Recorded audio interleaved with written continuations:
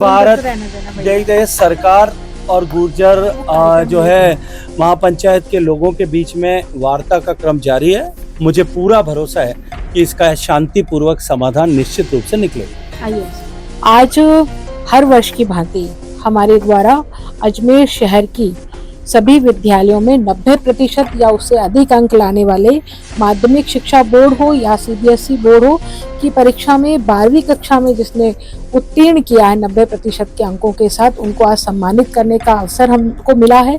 ऐसे लगभग 518 बच्चों को हमारे द्वारा सम्मानित किया गया है। माननीय केंद्रीय पर्यटन और संस्कृति मंत्री मुख्य वक्ता के रूप में पधारे हैं। माननीय नारायण लाल गुप्ता जी राष्ट्रीय रुकता के अध्यक्ष हैं, वो यहाँ पधारे हैं। निश्चित रूप से उनका मार्गदर्शन, उनका उद्बोधन हमारे बच्चों के लिए प्रेरणादायी रहेगा। वो अपने भविष्य की दिशा को तय करने में सहयोगी बनेंगे, उनका वक्तव्य सहयोगी बनेगा। इसी निमित्त हमारे द्वारा उनको बुलाया गया था।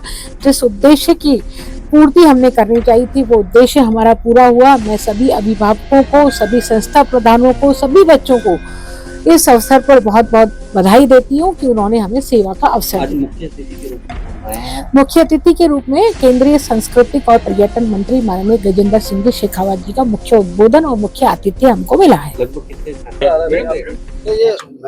विलक्षण प्रतिभाओं के सम्मान के इस समारोह में आने का सौभाग्यपूर्ण अवसर मुझे मिला, जहां अजमेर शहर के विभिन्न विद्यालयों में जिन छात्र छात्राओं ने 90% से ज्यादा अंक 12वीं कक्षा में प्राप्त किए हैं, उन सब लोगों का अभिनंदन, उन सब का सम्मान हो रहा है। हमने देखा किस तरह से टॉप 10 स्टूडेंट्स ने आकर के अपने विचार रखे, अपनी बातचीत के और सबके सामने रखा, अपने अनुभवों को साझा किया। उन सब बच्चों की बातचीत को देख करके, उनके लेवल ऑफ कॉन्फिडेंस को देख करके, उनके विचारों में जिस तरह की क्लैरिटी है, अपने गोल्स को लेकर के जिस तरह से क्लैरिटी है, भारत की वर्तमान परिस्थिति और वर्तमान विषयों को लेकर के जिस तरह की जागरूकता उनमें है, ये निश्चित रूप से मन को प्रसन्न करने वाली है, मन को छूने वाली है। इस तरह के प्रयास और भी अधिक सार्थक और आवश्यक इसलिए हैं, ये अभिनंदन के कार्यक्रम इसलिए और भी महत्वपूर्ण है क्योंकि 2047 तक जिस भारत को विकसित भारत बनाने का लक्ष्य लेकर के हम माननीय प्रधानमंत्री नरेंद्र मोदी जी के नेतृत्व में आगे बढ़ रहे हैं, उस भारत में केवल संसाधनों की अभिवृद्धि या इंफ्रास्ट्रक्चर के आधार पर देश विकसित नहीं हो सकेगा। इस देश को विकसित बनाने के लिए देश की पीढ़ी को विकसित करना होगा, उनको आगे बढ़ाना होगा। दुनिया के सारे ऐसे फील्ड्स, आर्टिफिशियल इंटेलिजेंस से लेकर के, रोबोटिक्स से लेकर के, जीनोम सीक्वेंसिंग से लेकर के, बायोमेडिकल से लेकर के और data processing, big data processing तक, ऐसे सारे विषय, उन सब विषयों को लेकर के हमारी आने वाली पीढ़ी समृद्ध और सशक्त हो, इस दिशा में हमें काम करना पड़ेगा। और क्योंकि ये ऐसे विद्यार्थी हैं जिन्होंने अपने आप को सिद्ध किया है, अपने आप को एक्सेल किया है, ये निश्चित रूप से ऐसी जागती हुई ज्योति का अभिनंदन करना हम सब लोगों की जिम्मेदारी भी है और इस समय की आवश्यकता और मांग भी है। ऐसा कार्यक्रम आदरणीय अनीता जी ने निरंतर ये आयोजित करती रही है, इस बार भी आयोजित किया है। मैं उसके लिए इनका अभिनंदन करते हुए सब बच्चों को, उनके परिजनों को, उनके टीचर्स को, उनके माता पिता को उसके लिए बहुत सारी बधाई देना चाहता हूँ। सर, आपने एक विकसित भारत 2047 की बात करते हैं, ये जो पीढ़ी है जिसको आज आपने स्टेज पे बोलते हुए देखा है, सुनते हुए देखा है, ये पीढ़ी कितना ट्रांसफॉर्मेशन स्टेज पर अपने आप को अडॉप्ट कर पाती है उस गोल अचीवमेंट? देखिए, निश्चित रूप से ट्रांसफॉर्मेशन से जब कोई समाज गुजरता है तब उसके हर स्टेक होल्डर की, हर रिस्पॉन्सिबल सिटीजन की जिम्मेदारी होती है और सभी को सामूहिक रूप से उस ट्रांसफॉर्मेशन के का हिस्सा बनना होता है।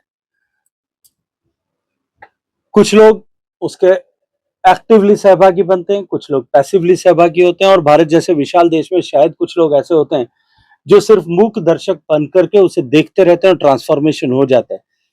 ये क्योंकि ऐसे सेगमेंट के बच्चे जिनसे मैं बात कर रहा था, जिन्होंने अपने 12th क्लास के एजुकेशन में एक्सेल किया है, बेस्ट मार्क्स जो है लेकर के आए हैं, तो निश्चित रूप से इनकी जिम्मेदारी और बड़ी है और हम सब ने उनको इसी दृष्टिकोण से उनके साथ में बातचीत की है, चर्चा की है। लेकिन एक बात मैं निश्चित ही कह सकता हूं कि आज की पीढ़ी की जो क्लैरिटी टुवर्ड्स सब्जेक्ट्स है, उसको देख करके लगता है कि निश्चित रूप से भारत का भविष्य उज्जवल है। भारत के बच्चों ने जिस तरह से पिछले वर्षों में भारत के बेटे बेटियों ने ऐसे जीवन के हर विधा में, हर क्षेत्र में हम अपने आप पे गर्व कर सकें, ऐसे अवसर भारत के 140 करोड़ लोगों को दिए हैं।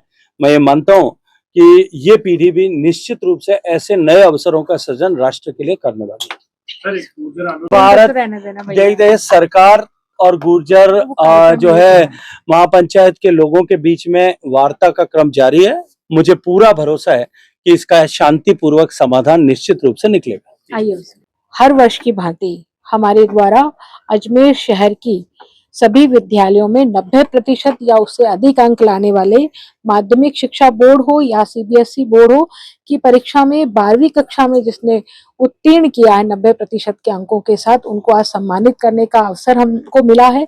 ऐसे लगभग 518 बच्चों को हमारे द्वारा सम्मानित किया गया है। माननीय केंद्रीय पर्यटन और संस्कृति मंत्री मुख्य वक्ता के रूप में पधारे हैं। माननीय नारायण लाल गुप्ता जी राष्ट्रीय रुकता के अध्यक्ष हैं, वो यहाँ पधारे हैं। निश्चित रूप से उनका मार्गदर्शन, उनका उद्बोधन हमारे बच्चों के लिए प्रेरणादायी रहेगा। वो अपने भविष्य की दिशा को तय करने में सहयोगी बनेंगे, उनका वक्तव्य सहयोगी बनेगा। इसी निमित्त हमारे द्वारा उनको बुलाया गया था। जिस उद्देश्य की पूर्ति हमने करनी चाहिए थी, वो उद्देश्य हमारा पूरा हुआ। मैं सभी अभिभावकों को, सभी संस्था प्रधानों को, सभी बच्चों को इस अवसर पर बहुत बहुत बधाई देती हूँ कि उन्होंने हमें सेवा का अवसर दिया। मुख्य अतिथि के रूप में कौन रहे हैं? मुख्य अतिथि के रूप में केंद्रीय सांस्कृतिक और पर्यटन मंत्री माननीय गजेंद्र सिंह जी शेखावत जी का मुख्य उद्बोधन और मुख्य आतिथ्य हमको मिला है। लगभग कितने छात्रों को